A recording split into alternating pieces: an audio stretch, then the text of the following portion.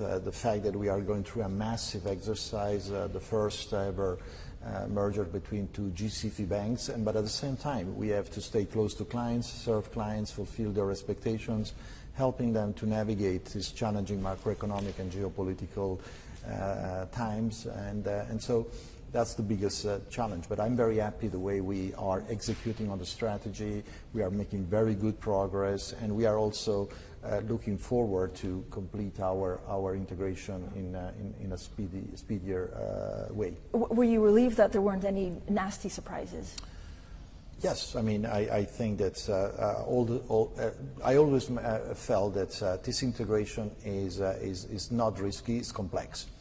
And it takes time, it takes focus, it takes dedication. Of course, we cannot underestimate that the situation at Credit Suisse was as a situation that was clearly indicating that the business was not viable any longer. Credit Suisse has a very strong people, clients, franchises, product capabilities, but the business model was not there. Was not the right one any longer, and I think that the excellence part of Credit Suisse now as part of UBS can flourish and make UBS stronger. What will happen to the Credit Suisse brand?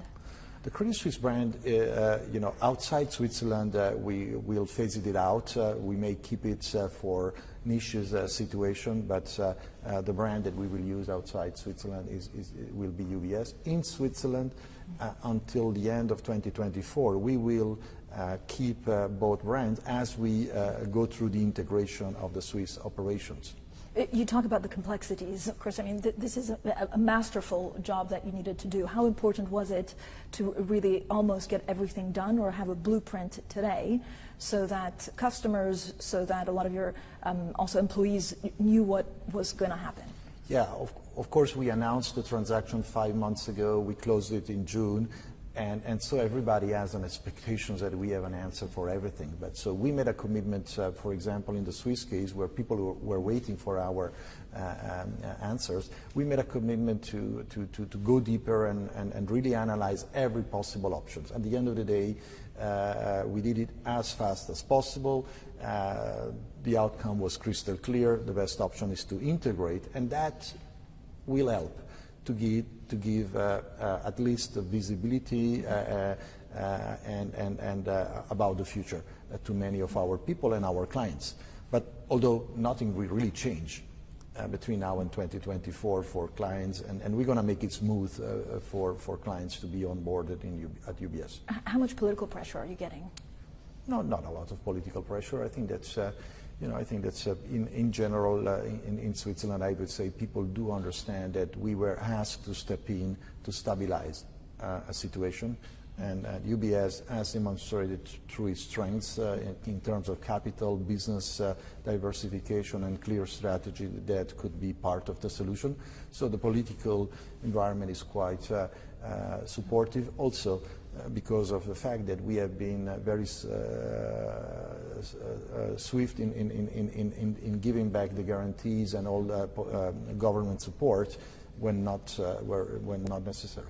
I mean, do you feel like people are nostalgic about what could have happened? You see, you're very focused, and at the end of the day, this is a business. Yes, there is an element of which is understandable. I mean, we are talking about a brand and a legacy that has 170 years, was pioneering many of the Swiss economic developments, and so we are not downplaying that. But the reality of today of Credit Suisse is a reality that needs a deep restructuring. And as we go through that, we have to look forward. What is the best for Switzerland? What is the best for clients? What is the best for employees?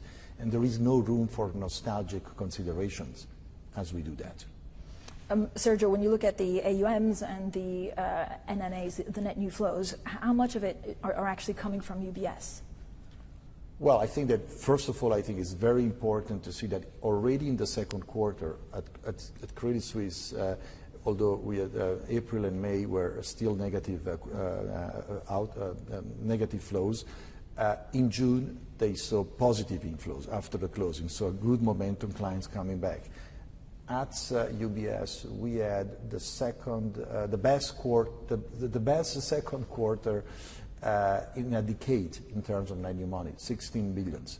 So quite impressive. And now, as we speak, in the third quarter, we see inflows on both platforms, not only in wealth management, but also in the Swiss bank, and which is a testament on how much clients really believe in our story, and is a testament to the dedication of our people in staying close to clients during those difficult times.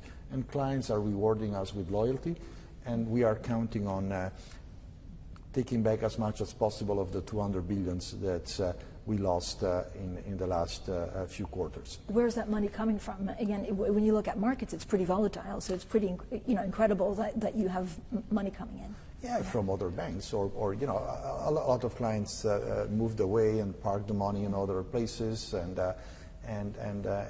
of course we are able also, despite the fact that we lost some talented people, we are seeing that clients are holding out to their asset with us, and they are not necessarily moving all their assets to the new employer of the people that left. And our focus is really to retain assets and to regain back assets. Sergio, talk to me a little bit about what that means going forward for example, how you deal with some of the riskier clients. So, the clients that could be subject to sanctions or could be seen as tax evaders. Well, look, in general, we are continuing to implement our framework in terms of risk profile of clients or activities.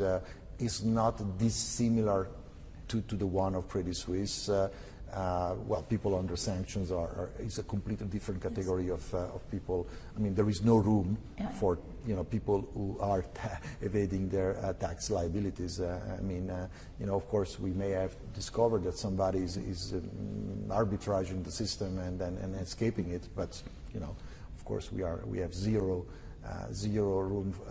tolerance for that kind of business.